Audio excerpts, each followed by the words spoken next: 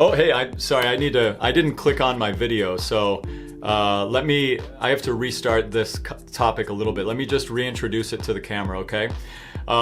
Hey there, if you're checking in on YouTube, I just turned on the camera a little bit late. This is day 20 of 30 Days of Awakening. This video is dedicated to those of you, maybe those of you that connected with me through my Wim Hof videos, and you think all the spiritual stuff is too woo-woo.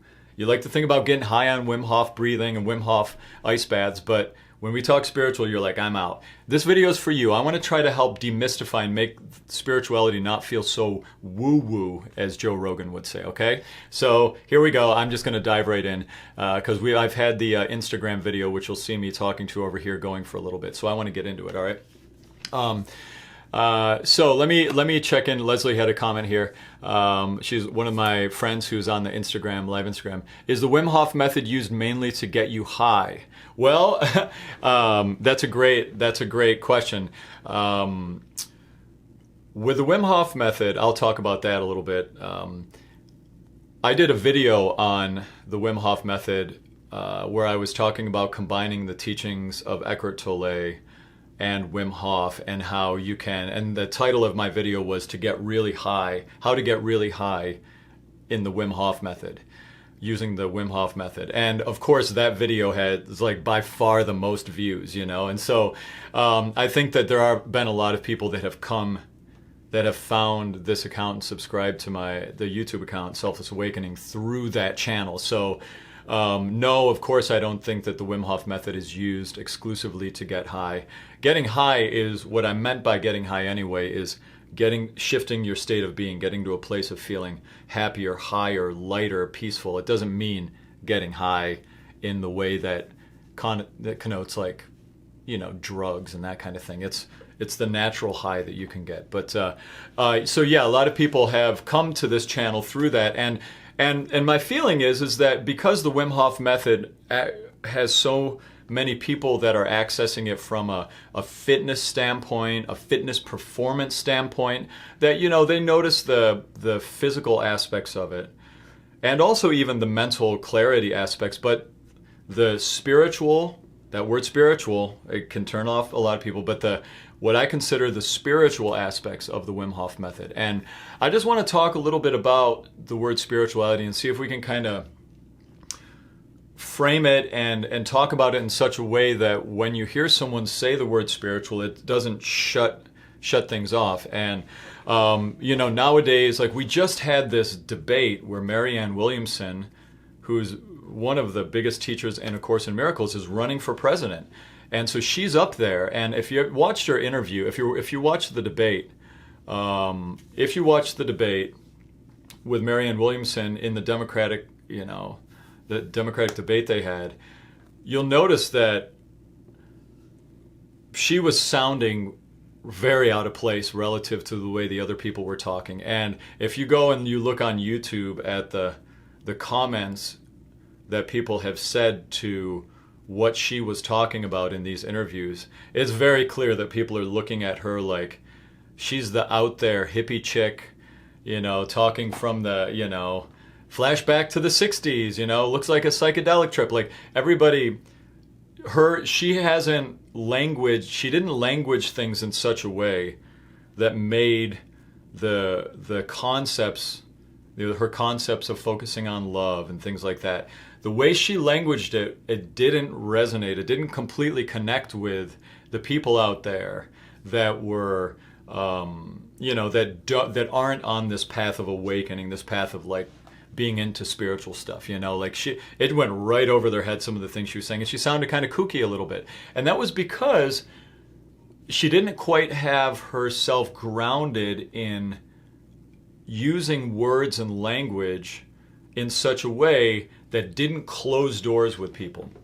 The word spirituality can close doors with people. The word God really closes doors with people. A lot of people have resistance to, if people who are in the spiritual community don't want to hear you talk about Christianity or Christ or the Lord, like saying there's certain words that will turn off spiritual people if you say Christian, and it's like we have so much of a tendency to get hung up on the semantics of language and the semantics of these words and not focus on what the words are pointing to. Remember, think about what words are. And I love the way Eckhart Tolle talks about this.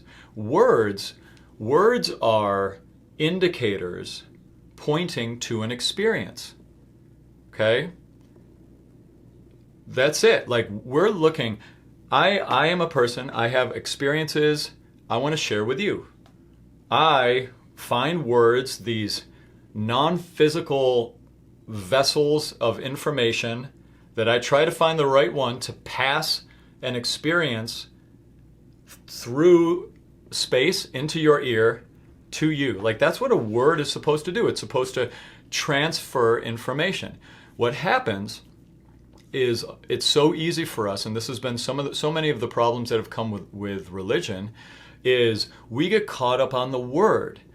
Someone says the word spiritual, and if you're not able to receive it, maybe it reminds you of, you had this crazy aunt or uncle that every time you saw them, they were talking about weird stuff and you thought they were weird. And when you hear the word spiritual, you're like, I don't want to be weird like my aunt or uncle that always talked weird. And so you like shut the door. It's like your mind went, nope, I'm not receiving information from there. Even though you haven't taken any time at all to actually learn what that word means. Like, what is that word actually representing? What experience is that word pointing to, right? Okay, so I'm going to check in with a couple comments. I saw some things flowing here. Hello, everybody who just joined in. I'm talking about, this video is for people out there that think anything spiritual is too woo-woo, and they don't want to hear about that shit.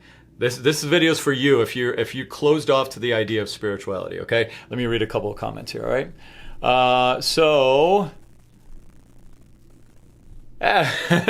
Well, thanks, mate. I don't want to run for president. No, I'm definitely not running for president. But thank you for the comment. Leslie, I didn't see her talking about spiritual stuff. In the interview, you were talking about Marianne Williamson. She was talking about. She wasn't directly talking about spiritual stuff that I saw, but other than talking about.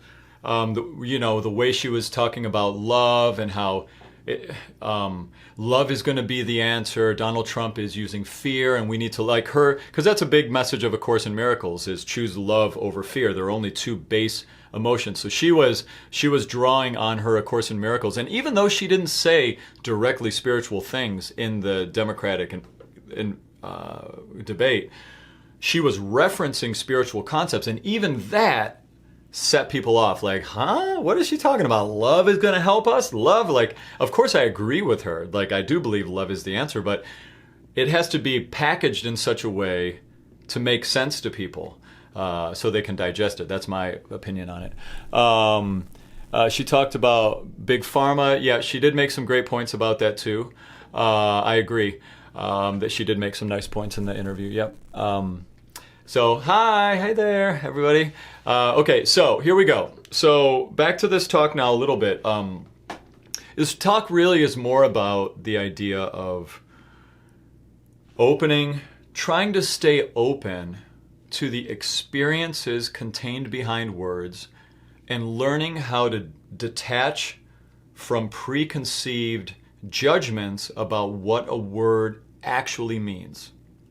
That's the key. Okay?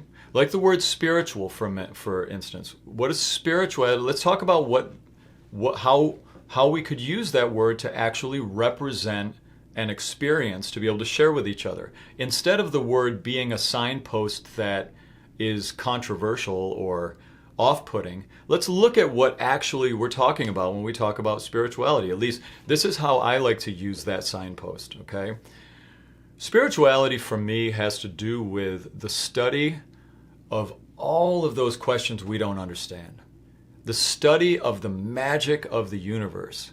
The study of what we can't make sense of with our mind. The curiosity of understanding what may be there, what may be happening more behind the scenes then we can, with our five senses, tangibly touch and grasp and say, this is what's happening, this is what's happening. Spirituality is that world of understanding where, wait, that was trippy that just happened. Are you telling me that that was a coincidence? That is like, whoa, these synchronicities. There's a lot of times in my life where I've had experiences that they push me into a place of excited wonder about the possibility of more happening in this universe than I can see with my eyes, or than I can do some scientific method, empirical data type discovery. There's way more.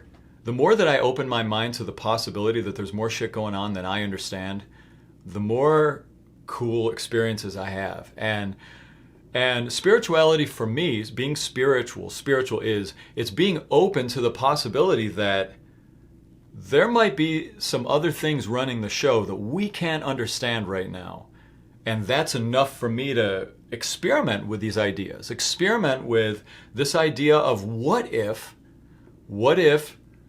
I am actually not like the awareness behind my thoughts? What if I'm actually not Tim? I'm the awareness of Tim. What if I actually am going to outlive this body in the non-physical consciousness that I actually am? What if the consciousness that is inhabiting me doesn't die? We don't even know where consciousness, or the true self, the awareness that's always there, we don't know where that ends and where that begins. We don't know where I stop, my field of awareness stops, if it stops at all, and where yours stops. We can't even begin to touch on that scientifically. We make assumptions. The skeptical world, the skeptical minds of the world say, well, when you die, your consciousness lights out, it's over. That's the reality of it. The biological, the mind, consciousness is a part of the biology of the body. When it goes, consciousness goes. Okay, prove that. I would even argue that there might be more scientific evidence to the opposite of that if you really start digging into it. That's just my take on it. I'm not going to go into it all, but my whole point is, it's all about those questions. We understand so little, and everything that we begin to understand, we have a million more questions around that same thing we just understood than we've answered. So it's like, at best, we have very little understanding of what the hell is going on in the universe. And for me, spirituality is the openness to the possibility that there's might be some other shit going on. And in my experience, the more that I open to it, the more it really feels like it. It really feels like there's more going on. I don't know exactly what it is, and I can talk about my experiences and point to experiences I've had where I've experimented with the possibility that there's more going on, but the truth is, I couldn't imagine someone doing the experiment of, these deep inner practices, these ideas of stepping out of your ego, of transcending your body, some of these actual experiences you can have. I can't imagine someone going down this road too far, and it just takes the little bit of openness for the whole thing to crack open, and you realize that, wow, how could I not spend a certain amount of my time opening up to the possibilities of what's happening out there in the universe, other than what I can understand with the voice in my head? Okay, let me read. Let's see. Are you open to these concepts, or do you believe? Right. Okay. So I like that. I want to talk about that. Are you open to these concepts, or do you believe? Let's talk about beliefs and being open to concepts. Yeah, it takes the idea of openness and belief. What's a belief? This is what I feel a belief is. A belief is, I believe we all have beliefs. Even people that don't have a belief, I believe they're still beliefs. A belief is, in my opinion, a thought that we hold on to as truth. And in the holding of that as truth, it becomes a belief. And the thing of it is, a lot of us from early on, our beliefs that we are raised with, that we come up with, they were installed in us early on. And so many early beliefs we have automated life experiences around. Like let's say you were cooking with your mom one day, and she said, "Oh, give me that pan. You're terrible at cooking. You're done." And you were maybe 8 or 9 years old, and that one little comment could stick in your mind that, "Oh, I'm no good at cooking." That becomes a belief. And you don't even know it. It just like goes right in there. And then the next time you go to cook with your mom, you're like, "Oh, I'm no good at that. That's something for you to do, Mom." Then your life goes on. 10 years later, 20 years later, you find that, "Oh my God, I haven't cooked for 30 years because when I was 8 or 9 years old, my mom told me, 'Give me that pan. You're no good at cooking.' And I just held on to it as true. I took the thought, the voice in the head, that thought, and I've held it true as a belief, right? It's so easy for us to have belief structures built in that we didn't even install. And a big part of this awakening process is examining, truly deeply examining every belief that you can become aware of and asking yourself, is this true? Is this a belief that I want to hold on to? Because I do believe we have to hold on to beliefs. We live in a world of, you want to exist in the world, you got to have some things that you are holding on to as true, because that's just what we're here to do. We're here to experiment and play. And someone who has no belief, even Eckhart Tolle, the most checked out, most aware of himself as awareness person I know, he still has beliefs. He believes he is awareness. That is a belief. His mind believes he is not his mind. So in that case, that's a belief he holds on to. It's a belief I also hold on to as well. There are other beliefs that we can hold on to, which are concepts. They're ideas that we hold true. It's like, what are the belief structures that you're holding on to? A big part of the spiritual journey is to actually look at them all and ask, like, what do I hold on to? What am I believing? All right, so let me look at some of these other comments. So you don't feel that spirituality is truth like energy. You're just saying it on as a possibility. Well, the thing about, let me read that question again. So you don't feel that spirituality is truth like energy, and you are just saying it on as a possibility. Well, okay, see right there, that's a great example of the semantics of language creating debate, okay? I was just talking about the signpost of spirituality as this idea of, like, my own personal use of that word, of like spirituality. What do I mean for it to be? I mean for it to be the exploration of the unknown, of the non-physical, of the other dimensions. It's the whole game of exploring that. And as far as, and it's the experiential nature of that. So that's kind of how I'm languaging the word. And as far as truth or not truth, so much of that comes down to perception, because truth is a perception. What my truth is from here is different from your truth from there. So again, we're getting into a little bit of semantics of language here, arguing about signposts as opposed to experiences. I'm just going to try to find as many words as I can to point to the experiences that I've had in my life, to try to share the experiences. I don't care about the words. My whole point about this video is the words we get so stuck on words for mental masturbation, for arguing, for what is it this? No, I think it's this. No, I think it's that. It's like, well, who cares? Like, talk about your experience. Let whatever word comes to describe the experience you're having. And that's where I feel it's so important with our talks of mindfulness, self-help, whatever you want to call it, being a better person, that arguing about the semantics of language is useless. It really is. At best, we just want to try to point to experiences, right? Are we all from the same source of spiritual energy, and were we once dinosaurs? Right, great question. I don't know. I like to think about that stuff, though. Are we from the same source? See, my belief, and this is another thing. Like, I like experimenting with beliefs. You try them on like a coat. Like, let's try on that belief right there of, are we from the same source of spiritual energy, and were we once dinosaurs? I don't know. It sounds great, though. It sounds like it makes sense.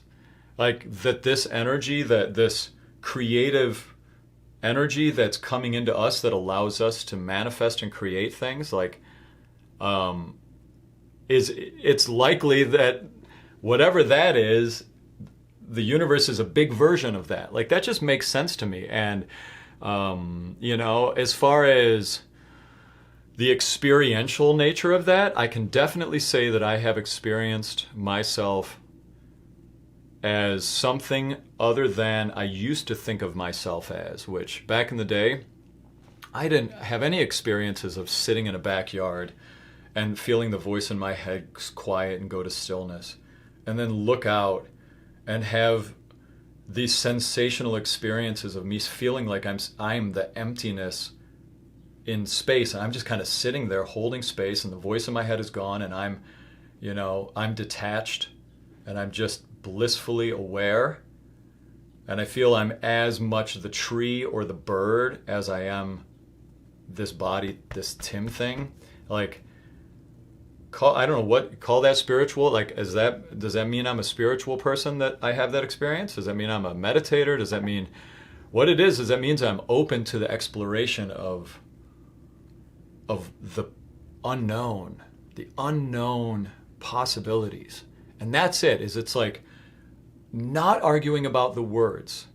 Let spirituality let it be an opening thing. Let it be an expansive thing. Let's redefine it as the curiosity of the unknown. Like, that's a great way to say it. And what a great thing to wonder about. We're built to wonder about that. Our minds, our brains are built to be curious about our place in the universe. Isn't that amazing? And isn't it amazing that we are in a planet, in a solar system, in a galaxy, which is able to see out into the universe? Like, that's a miracle of its own, even. Like, there's so many places we could be in the galaxy where all we see are cloud. Like, we see the galaxy is blocked by debris and all those things, and you wouldn't be able to see out. Like, we have an incredible position in the galaxy, in the universe, to be able to actually see out. There's a lot of magic happening to this human experience that, for me, the spiritual journey is about the exploration of all of that, Let me read a couple more things here.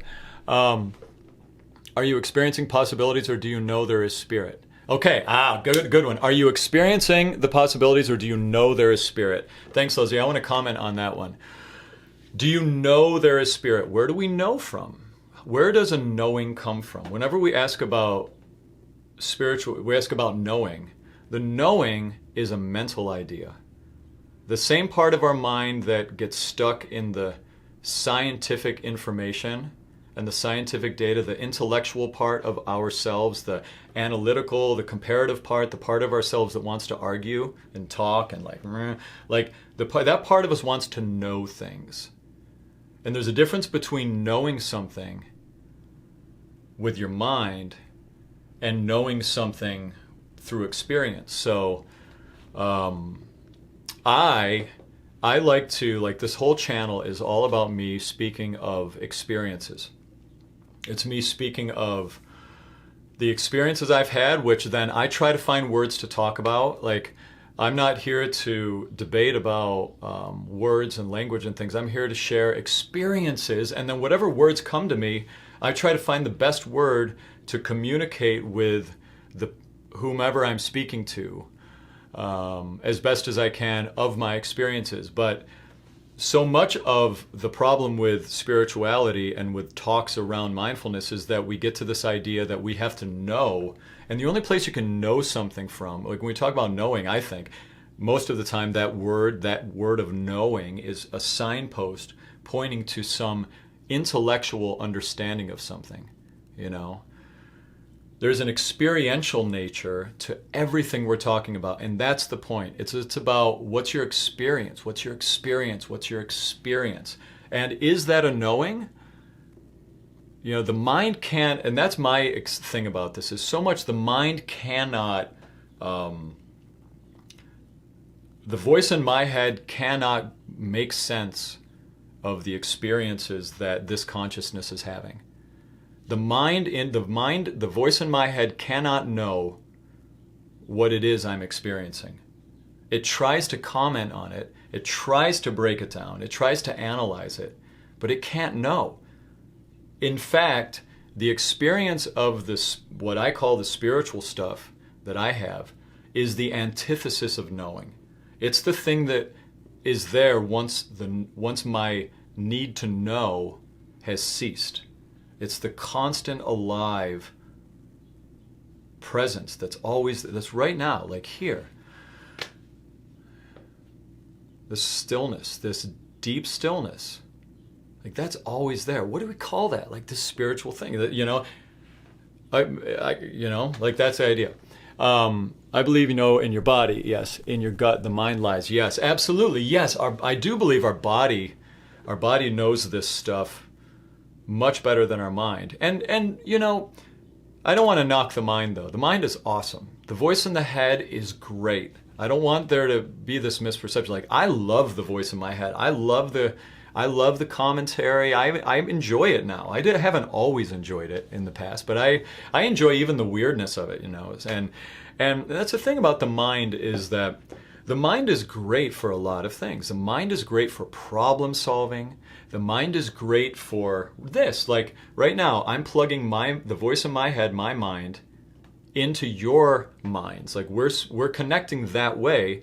So it's like experience. I'm consciousness. I'm the awareness right now, having experiences. I want to connect with you, other fields of consciousness out there having experiences. I'm going to put a description of my experiences into this stream of words, which are very limited in their communicative ability relatively to the experiences we have. I'm going to put those into a little telephone line and let those words point to the experiences I'm trying to describe, and then you on the other side hopefully can recreate the experience that I'm having over here through the word vehicles that I've chosen to communicate with you through. And that's what words are. Like, words are great to plug us in, but it's so easy when we're talking about things like mindfulness, spirituality, spiritual awakening, where if you're communicating to someone that has no reference yet for the experience you're trying to communicate to them, it's very easy for it to become an intellectual thing. It's very easy for it to become a mind thing. It's like, so if I'm sitting here and I'm telling you, listen, I was blissing out yesterday and I meditated and I checked out and I could feel my body buzzing and it felt like this vibration was going outward. I could feel myself expanding. I felt this pressure. I was having visuals. I was having all these cool things. And if you have never meditated, you don't even know what it is. You've never spoken to anyone who's really into spirituality, and you're sitting there and they're throwing all these words of like, I was detached from my body. I felt like I was in a different dimension. I was having insights. I was on the astral plane. If you start dropping those bombs on them, they have no reference of experience to plug those words into. So what do? Is they start asking about the words. So what you're saying is, when you mean spirituality, you're really saying this. And what you mean when you say astral body. So what's an astral body? An astral body is this, or is it, And then it gets into this attempt at knowing, this attempt at intellectualizing something because there is no experience yet. So as we go more and more into this sort of spiritual journey, we realize so much of it has to do with have the experience. Do the experiment to have the experience. And this is where the scientific mind can lead you to the spiritual mind. I did a video on that before, or one of the earlier days, on how one of the biggest things responsible for putting me on this spiritual path, this, deepening into higher consciousness path, whatever language points to whatever is happening here. I can say, science, the scientific part of my mind, the experimental part of my mind, the part of my mind that went, people are talking about the law of attraction. What is all this stuff? And then it was part of my mind was like, well, what do you have to lose? Give it a try. Worst case scenario, you do a vision board, you do the manifesting work, and the worst case scenario, it doesn't work. Best case scenario, it does. And I'm telling you, I have some stories about the law of attraction that really will blow your mind. Absolutely blow your mind. I'll just tell one story. So here's an example of me doing a scientific experiment, doing the law of attraction, and really watching it play out. Like, check this out. When I first moved to this area around 9 years ago, my ex was in Phantom of the Opera. She was on tour with the Broadway performing show of Phantom of the Opera. And I'm a voice teacher, and we were homeschooling my daughter, who was a kindergartner at the time. And then we found out, it was like in March, that the tour of Phantom was going to end in November. And so our goal at the time was for my ex, for Elizabeth, to we wanted to try to manifest her taking the job that she had in Phantom and hopefully getting it on Broadway, because she was in the touring company.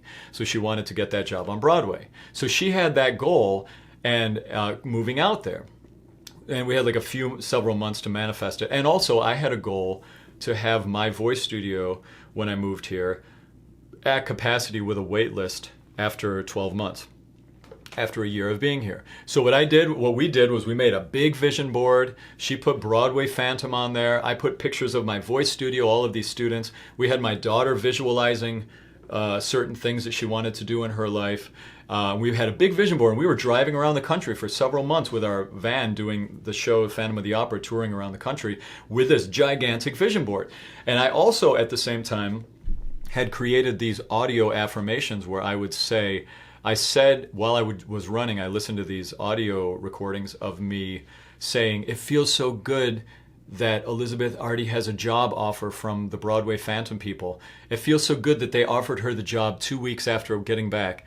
It feels so good that Peter and Kristen, who were the people at the time were in charge of it, it feels so good that they already have a place for her in the company.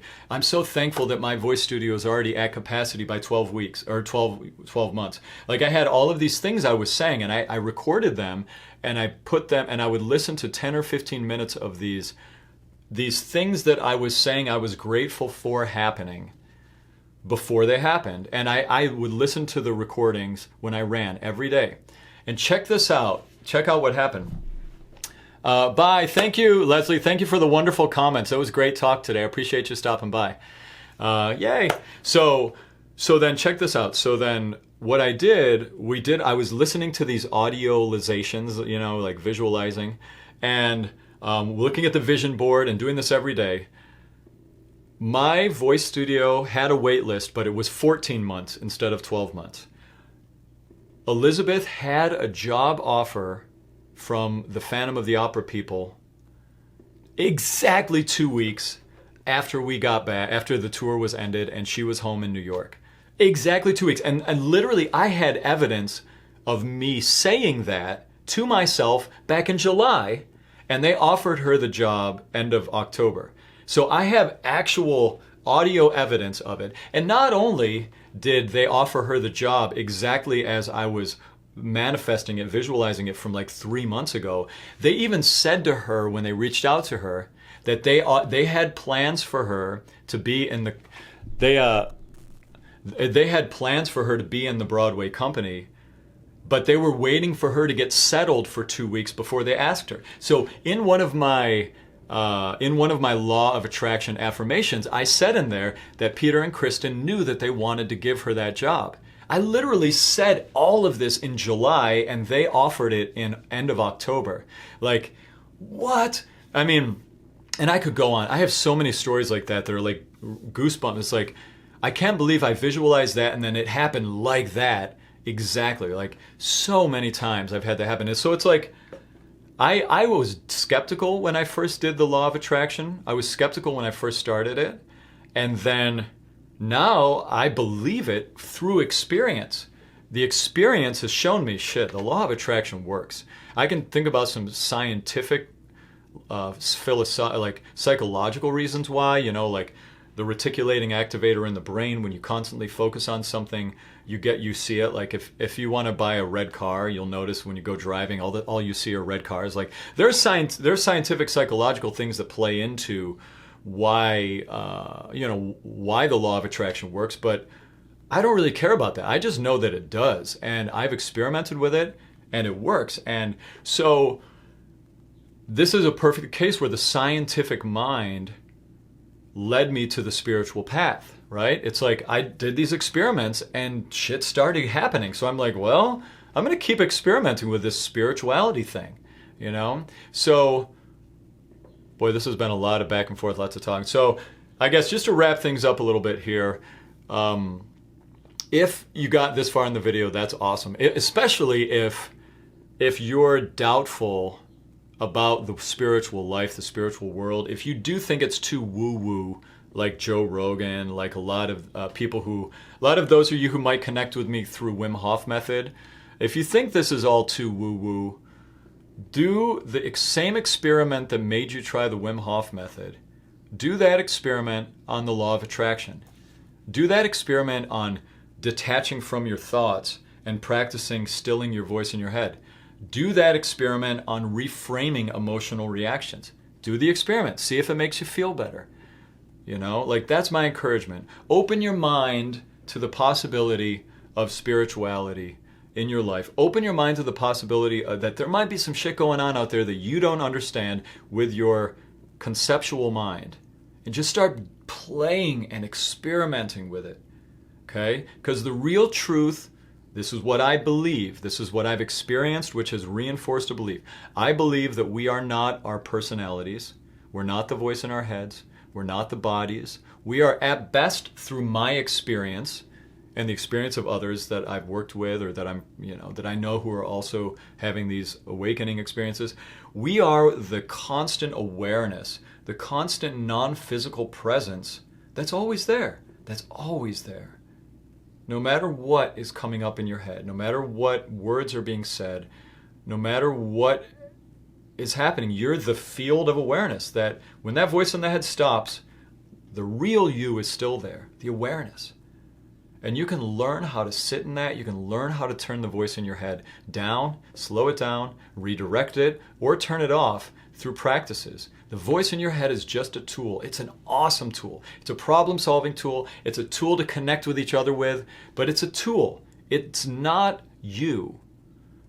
And the more we step out of that and experiment with that, shit gets really cool and weird and crazy and exciting. You know, I couldn't imagine my life without experimenting with these things. I feel like my life is so much deeper of an experience than it was before I started exploring this stuff. And I was a real doubter. I was a real negative, I was a real skeptical mind. I still have that skeptical voice in my mind that kicks out. And I know enough through the experiments I've done to go, usually when my skeptical mind kicks in, I need to do that thing that it's saying, like, oh, that's bullshit. Like, you can't astral project, or you can't do this. Like, you know, if someone mentioned a comment, I'm not going to talk about astral projecting. I haven't, by the way, I saw someone left a comment about that. I've only dabbled with astral projecting, but I'm open to it. Like, shit, who's to say it's not possible? There have been some people that have had some experiences out there that describe it, and it's something I definitely want to explore more. That and lucid dreaming, like astral projecting, lucid dreaming stuff. I think there's a next frontier that I want to explore there, and just see what it is. Like, that's the experiment. Like, it's so easy to judge things before we try them. So stay open. If you feel yourself judging a spiritual teacher, or judging a teacher, or judging a concept, that's probably something you need to experiment with. That's been my experience. Like, anytime I've had a teacher that came up that I resisted a little bit, I try to read their book. And that's helped me. Like, that happened with Jordan B. Peterson. I read his book because I resisted him. I read Sadhguru's book because I kind of resisted him. I read Mark Manson's book, The Subtle Art of Not Giving a Fuck, because I felt a little resistance. I'm like, ooh, resistance. I want to see what that's all about, you know? So do the opposite. Whenever you're judgmental of maybe a concept or an idea that you don't understand, do the experiment. Try it, you know? So anyway, all right, I'm going to stop there. Hi, everybody who checked in. Can you help me if something I need to add?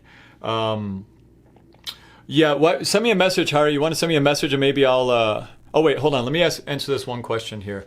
We're getting a little long on this video, but I'm looking for a life partner and did the law of attraction, but still I didn't get what I was looking for. Oh, I see. Okay, that's a good one. I feel like that's a great topic. How many of you out there are looking to connect with a partner and have used the law of attraction and it hasn't worked yet? That's something we can talk about. Maybe I'll talk about that tomorrow. I'm going to have to take off now, but I'll come back to that maybe next time. Okay, Hari Prasad. I'll shoot a message about that. But it's something Jessie, my girlfriend, and I talk about a lot. And there are lots of reasons why the law of attraction may not be working for you. There are some specific things to help you do that, and maybe I'll get a little bit deeper into that tomorrow. But if you guys have anything that you do want me to talk about, I'll be happy to, I'll be happy to talk about it, because, that's what this is. I love talking about mindfulness, spirituality. I mean, I've been talking for 40 minutes, and I feel like I have to cut myself off because I just love, I feel like this is the stuff that, if we really want to help culture and society, I feel like this is the stuff that we should be talking about, is like how to feel better, how to actualize our full potential, how to, if we can be so unhappy because of our thinking, can't we be happy? It's like, these are the things I like to think about, and that I think if more people are talking about them, the more we're going to help each other. Isn't that a great, powerful tool of the internet nowadays, that we can all plug into one another like this, Hell yeah, like that's exciting. Thank you. Thanks for the comment. Thanks for the love, everybody. Cheers. Yeah, so it was great talking with you all, and, sending you all good vibes. This is day 20 of the 30 Days of Awakening series. I'll be on tomorrow, probably earlier on in the day, maybe 8 o'clock or so Eastern Standard Time, but I'll post that in the comments, okay? I'll post it on my Insta story when I'll be on. But yeah, this is day 20 of 30 Days of Awakening, and this is about, this video was about, for those of you that think spirituality is too woo-woo, just do the experiment. Just try some of this stuff and see what your experiences are. I'll guarantee you, I came in with a skeptical mind, and I'm turned around 100%, and I'm going deeper. So, yeah, all right. So, all right, great talking with you all. I'll see you tomorrow, and thanks for popping by, okay? Cheers.